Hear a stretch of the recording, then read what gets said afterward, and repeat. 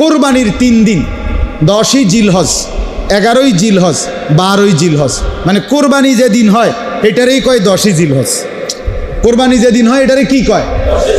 এটা এই দিন, তারপরের 2 দিন, এই 3 দিনের ভিতরে চলাকালীন অবস্থায় প্রথম দিন সকাল থেকে মানে কোরবানির দিন ভোর থেকে তৃতীয় দিন সন্ধ্যা পর্যন্ত যদি কোনো ব্যক্তির কাছে 52.5 ভরি রূপার দাম সমপরিমাণ টাকা, তার নিত্য প্রয়োজনীয়, ওই যে কইলাম বাজার, ওষুধ, বই, খাতা কলম, গ্যাস বিল, বিদ্যুৎ বিল, এগুলোর টাকা ছাড়া, খরচ ছাড়া অতিরিক্ত যদি কারো কাছে 52.5 ভরি রূপার দাম সমপরিমাণ টাকা, পণ্য, মাল থাকে, সম্পদ থাকে, আল্লাহর কসম ওই ব্যক্তির উপরে কোরবানি ওয়াজিব, কোরবানি ওয়াজিব, কোরবানি ওয়াজিব।